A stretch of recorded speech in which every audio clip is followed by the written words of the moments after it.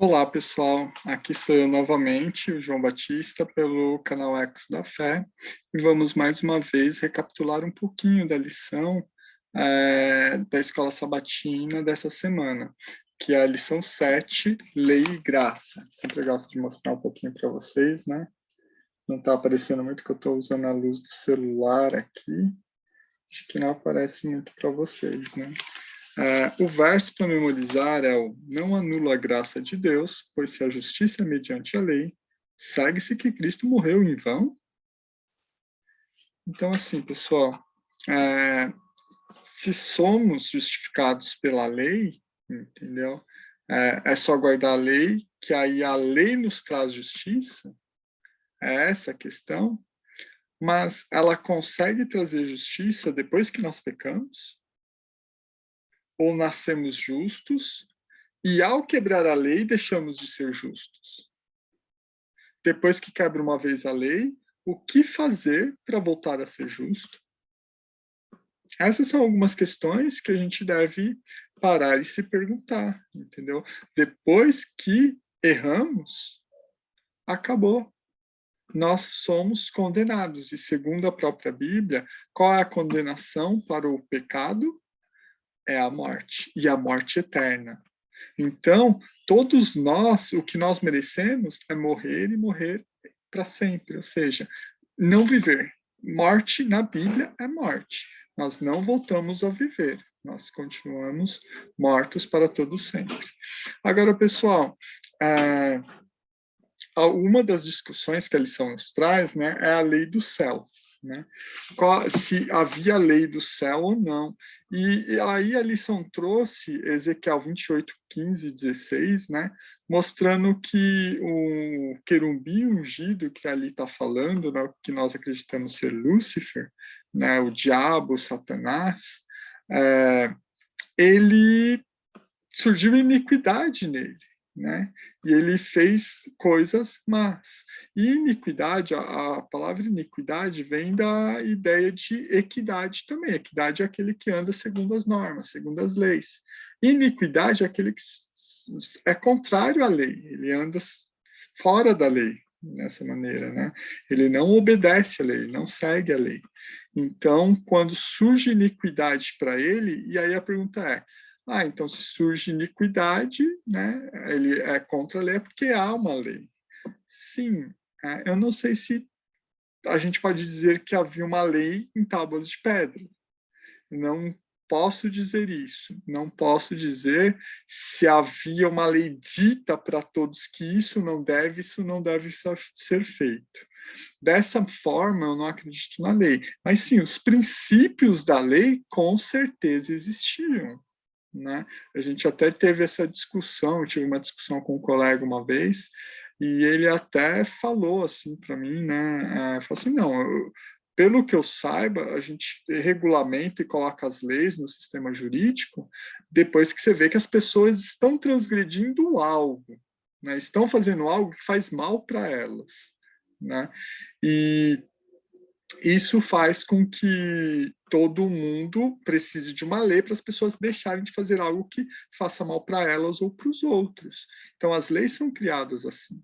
Só que o que faz você saber que isso faz mal ou não? Entendeu? É óbvio que é a execução da coisa. Então, quando a gente vai pensar em lei geral, as leis civis, as leis que nós temos no nosso país, esse raciocínio ele fica bem evidente, que normalmente é pelas quebras e pelos danos que elas costumam causar e eles serem percebidos, que aí a gente cria uma lei para com isso. Eu não creio, né, por esse raciocínio até, que Deus tenha pego e falado todos os tipos de pecado que você poderia cometer já desde o céu. Mas sim, depois que eles foram cometidos, Deus explicou. Ele, óbvio, ele falou, olha, se há dúvidas sobre obedecer uma ou outra coisa que Deus pediu, entendeu? Que esse é o princípio da lei, que realmente é ouvir a palavra de Deus, ouvir o que Deus quer para a nossa vida, porque Ele sabe o nosso melhor. Sim, esse princípio sempre existiu. E não querer obedecê-lo é a quebra da lei. E é óbvio que depois, quando esses desejos começaram a se sentir e tudo mais, Deus foi conversando, mostrando os erros que havia nisso e tudo mais. Assim eu vejo, assim eu creio. Né? A minha pessoa crê. Então, eu não acredito numa lei em tábuas de pedra ou uma lei escrita, mas uma lei de princípios que é perceptível, né? Que uma ou outra coisa não são boas de se praticar, principalmente se é contrário ao que o próprio Deus diz.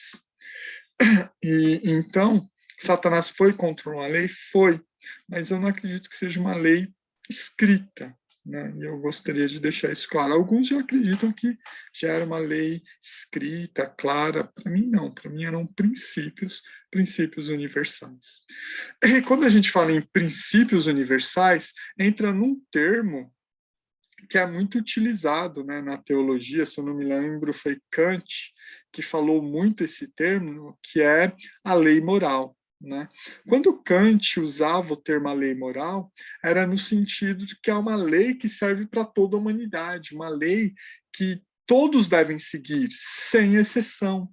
E aí, nos 10 mandamentos, realmente estariam as leis morais que serviam para toda a população. Então, quando a lição vem tratando de lei moral, foi uma das coisas que eu fiquei parando e pensando, né? Na questão da lei moral, mas a lei moral que alguns dizem é essa lei, uma lei que é para todos, para todo ser humano, para todo aquele que é homem. Por quê? Porque é uma lei que todos podem perceber que faz bem para se viver em sociedade. Né? Isso seria a lei moral. E os 10 mandamentos, eles representam bem isso. E mais do que os 10 é aquilo que a gente estudou até agora na lição, né? Que é o amor como princípio máximo de se viver. Né? O amor segundo Deus descreve, né? Não segundo a gente simplesmente pensa. Então, esse amor, ele é o princípio eterno, e a quebra desse amor, o egoísmo e tudo mais, ele é contrário, né? Ele é a regra sendo cortada, ok? Então, indo para a lição, a lei em Deuteronômio, né? Quando Deus começa a falar das questões da lei, a gente percebe que a lei ela está intimamente ligada à graça. Por quê? Porque Deus ele não pede para obedecer, né? Ele pede uma ou outra coisa, mas ele não dá 613 mandamentos para você assim que ele te conhece. Não. Ele faz algo por você, ele se manifesta por você, ele te tira do Egito, ele te salva do pecado. Depois ele mostra o que você deve fazer para viver como ele sendo o Senhor da sua vida. Então, eu vou tentar explicar um pouquinho como eu vejo essa questão de lei e graça, tá bom? A graça sempre acontece primeiro. Você pode até conhecer a lei por uma outra coisa, mas sem a graça você não vai querer nem obedecer essa lei. Principalmente aquelas que você vê que são de intuito claramente religioso. Por exemplo, os 4 primeiros mandamentos, que estão diretamente voltados e ligados a Deus. Os demais mandamentos você pode achar até que são sábios, conhecedores, ótimos para a gente viver coletivamente. Mas os 4 primeiros são diretamente voltados se você tem um relacionamento e quer um relacionamento com esse Deus ou não. Com o Deus bíblico, com Yahvé, né, assim, sonorizando o tetagrama de uma das maneiras mais aceitas, apesar que provavelmente não é essa. Então, a gente percebe aqui que Deus vai, te salva, te tira. É óbvio que nesse processo você tem que ouvir uma ou outra coisa, tipo, vamos para o deserto, leve o povo adiante, vá para tal lugar. Uma ou outra ordem que, para obedecer naquele momento, inclusive, que é quase uma ordem marcial. Por quê? Porque está em guerra. E quem está lutando nessa guerra? O próprio Deus. E contra quem? A maior nação do momento, o Egito. Então, por isso que a graça acontece primeiro. E a graça acontece sem os méritos daquele que está sendo agraciado. Ele não teria como comprar esse favor. Ele não teria o que fazer a respeito disso. E a graça sempre está ligada à salvação. sempre está ligada ao que Deus está fazendo por nós. Ok? O que ele fez no Egito primeiro, ele tirou o povo com mão forte e o salvou. E sempre falando, vocês eram pequenos, vocês não tinham nada que pudesse me chamar a atenção. Os motivos de eu salvar vocês é porque eu os amo, não porque vocês deem um motivo para me amar, porque eu amo. Porque eu cumpro a promessa que eu fiz para os seus pais, ou seja, os méritos, tem algum mérito nos seus pais, e não exatamente nos seus pais, mas na promessa, no acordo, no pacto, né, na aliança que Deus fez com eles. Vocês não têm um motivo. Agora eu vou, salvo vocês. E agora que vocês estão comigo, agora sim, guardem a lei. E eles falam que agora que você está comigo, mostre que eu sou o seu Senhor. Então, guarde a minha lei. E isso vai trazer um bem muito bom para vocês. Então, guardar a lei, porque faz bem para vocês. Mas o primeiro motivo para te motivar a guardar a lei é mostrar quem é seu Senhor.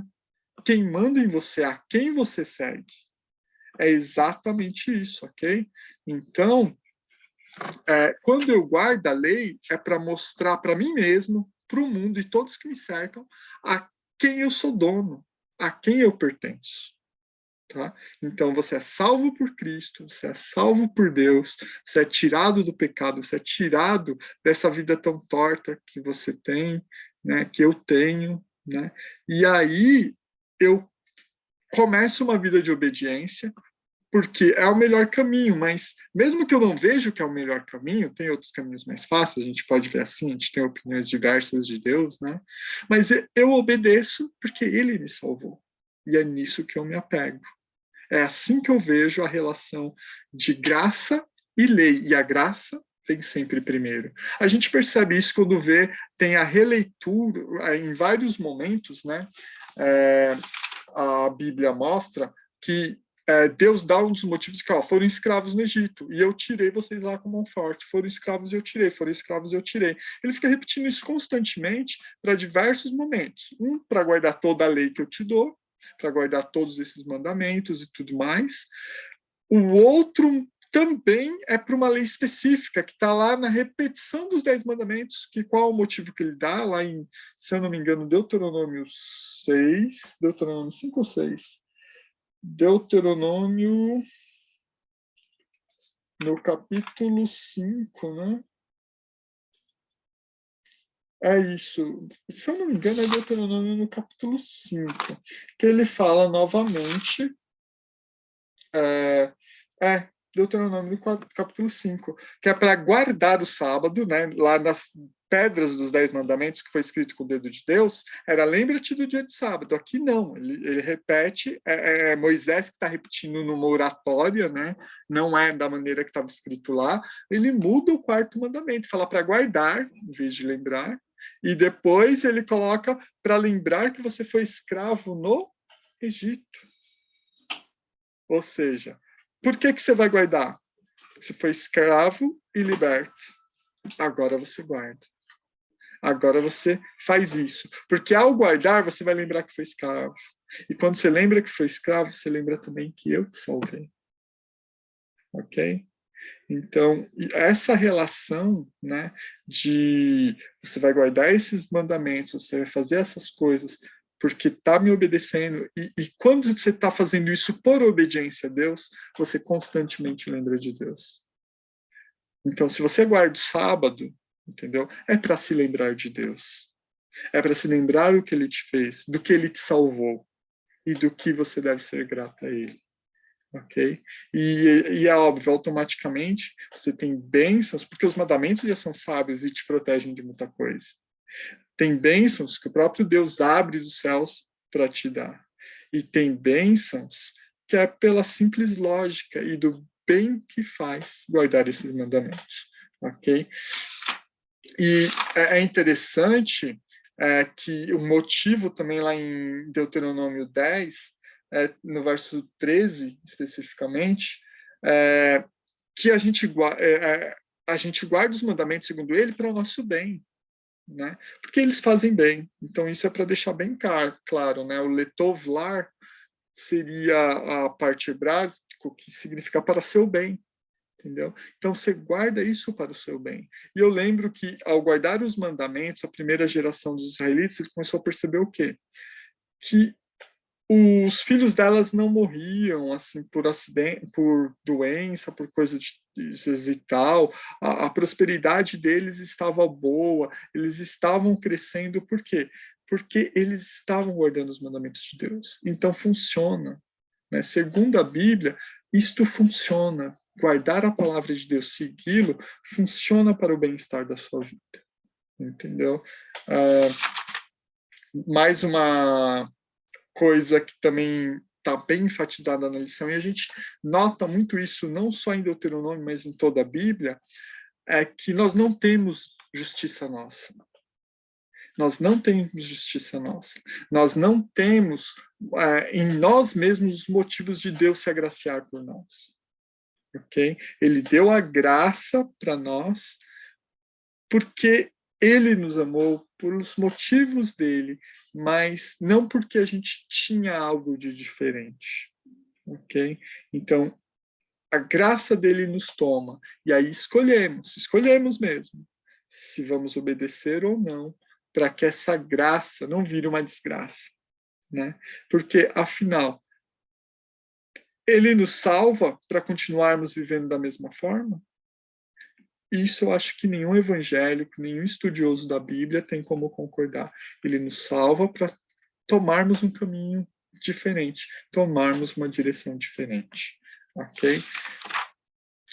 E isso acho que resume a maior parte das coisas que eu gostaria de falar para vocês da lição dessa semana, né? Nós vimos que é uma lição maravilhosa e eu gostaria só de ler, né, uma coisa sobre a justificação pela fé, que está escrito no Fé pela qual eu vivo, escrito pela a escritora Ellen White, né?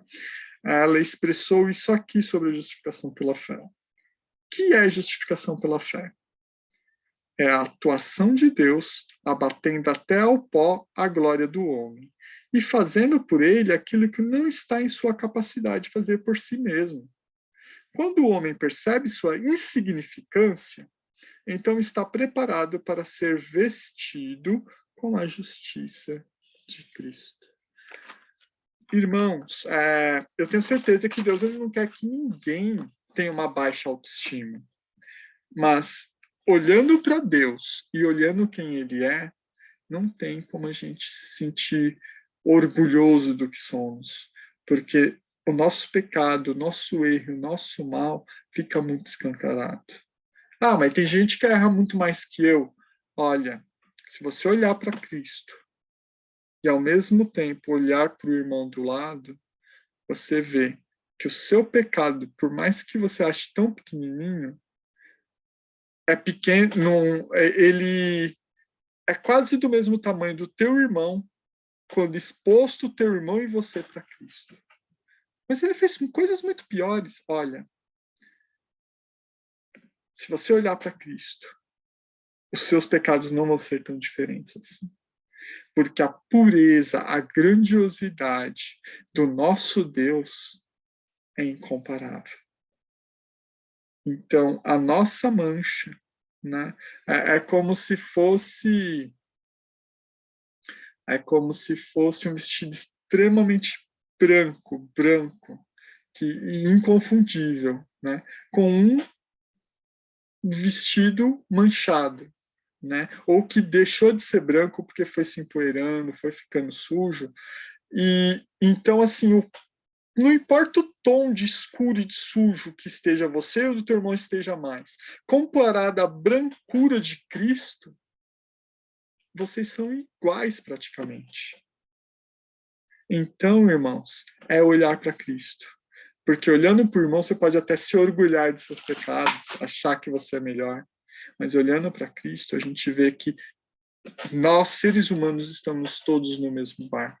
E por isso deveríamos amar muito mais uns aos outros.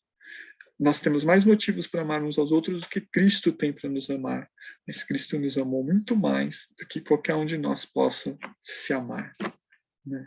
Então, pessoal, esses são os pensamentos, as reflexões. Se gostou do vídeo, compartilha, ok?